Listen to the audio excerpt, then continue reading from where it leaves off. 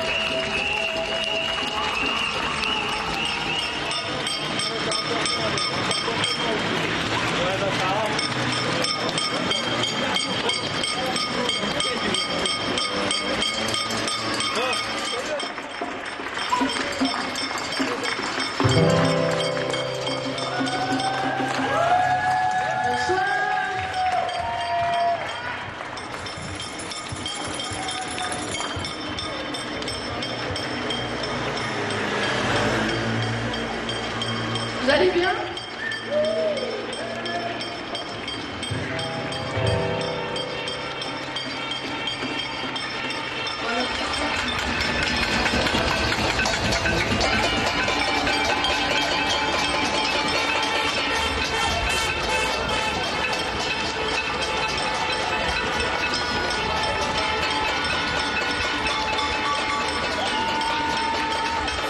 Voilà la France des Hauts-de-Seine, du Haut-Rhin, de Toulouse qui rend hommage aux soignants, aux infirmiers, aux infirmières, aux médecins, aux chefs de service, bref à tous ceux qui sont à l'hôpital, dans les cliniques, médecins généralistes aussi, tous ceux qui soignent aujourd'hui les Français qui sont malades, qui sont touchés par le Covid. On va bien sûr continuer d'en parler.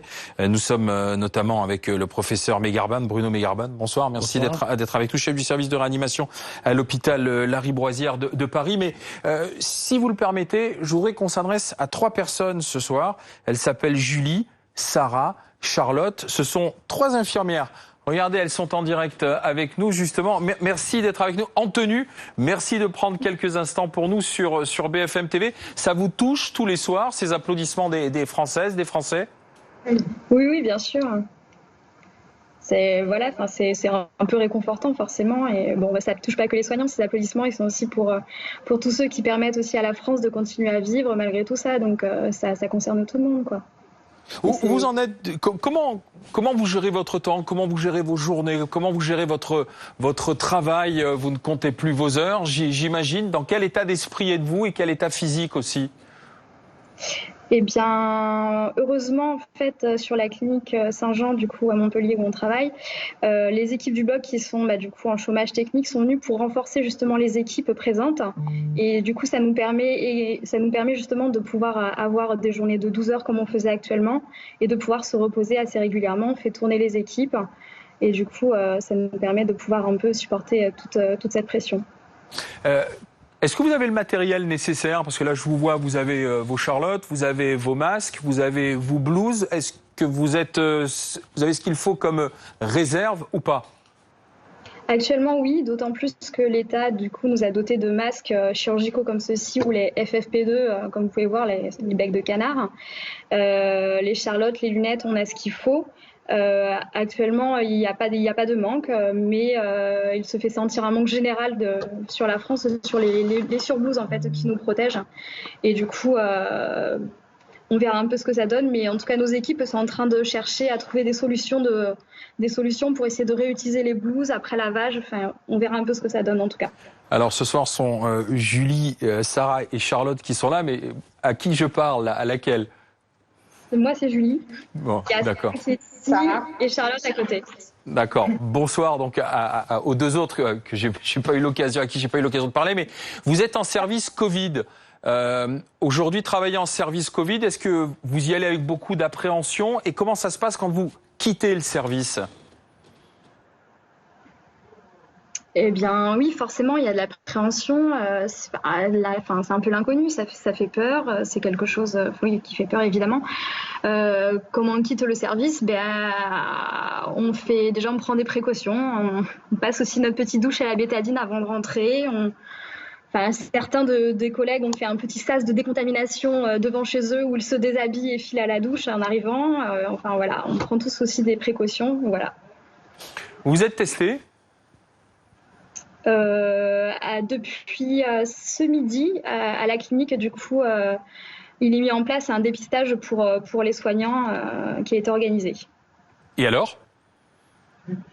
Moi, je ne me suis pas fait tester, par exemple, puisque je peux être négative aujourd'hui et devenir positive demain. Donc, je verrai quand on pourra avoir enfin les sérologies, en tout cas. Et vos collègues? Non, c'est pareil, je ne me fais pas dépister.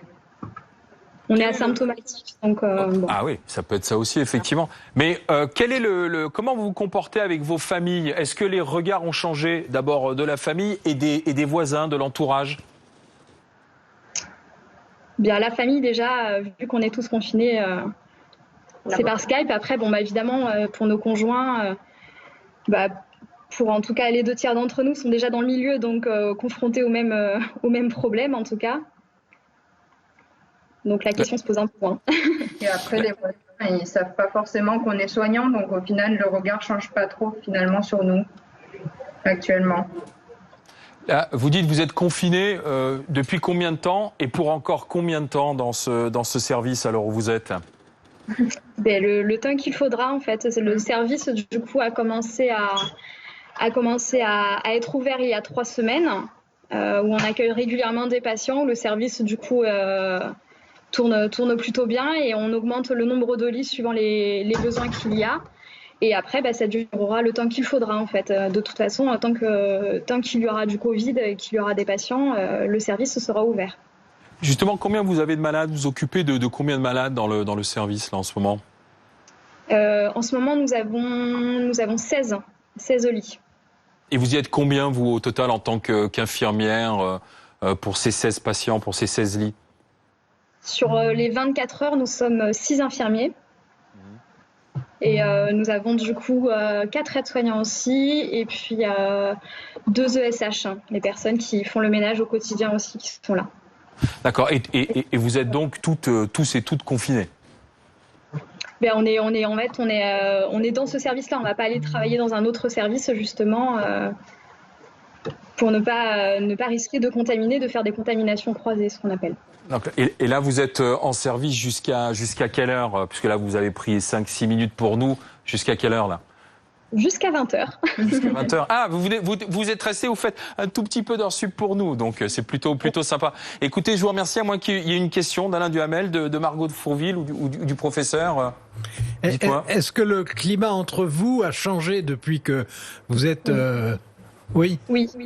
Dans quel sens? Il y a une solidarité en fait qui est là. Il y a du personnel qui est là volontairement, qui a décidé. Le personnel par exemple qui vient nous aider, le personnel du bloc opératoire, les IBOD, sont là volontairement. C'est eux qui ont choisi de venir nous aider. Et du coup, il y a une solidarité. On est tous, on va dire, dans le même bateau. On a peur des mêmes choses. Donc forcément, il y a une solidarité qui s'est créée entre soignants, au sein de la clinique même, puisque les collègues des autres services nous appellent pour savoir si ça va bien, parce que forcément, il y a des moments qui sont un peu plus difficiles.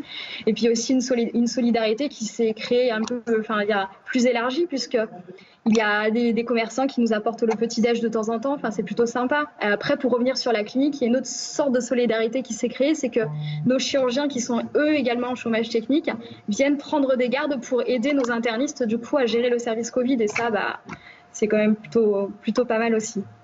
Quand vous entendez le président de la République, le Premier ministre parler de vous comme héros en blouse blanche, ça vous fait quoi?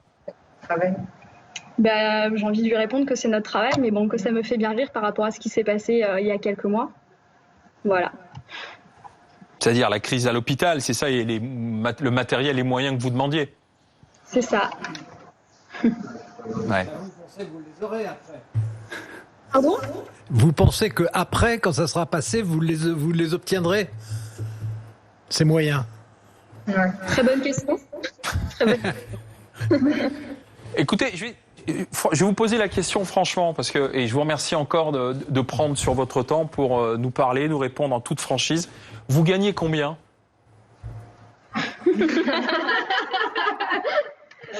Combien on gagne ? Oui. Après, ça dépend des grilles de salaire. Nous, on travaille dans le privé. Je suis à 1600 euros.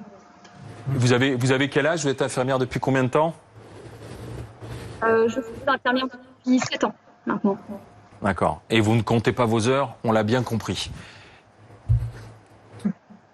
Merci Charlotte, merci Julie, merci Sarah d'avoir pris quelques instants. Vous terminez votre service à 20h pour nous en direct sur BFM TV. Elle parlait, ces héroïnes en blouse blanche telles que le président de la République les a appelées. Et on a dit que le jour d'après ne serait pas comme le jour d'avant. Et vous l'avez rappelé, il faudra se souvenir de tous ces personnels soignants du bas de l'échelle jusqu'aux professeurs, aux chefs de service. Margot de Fauville, merci elle encore d'avoir témoigné. En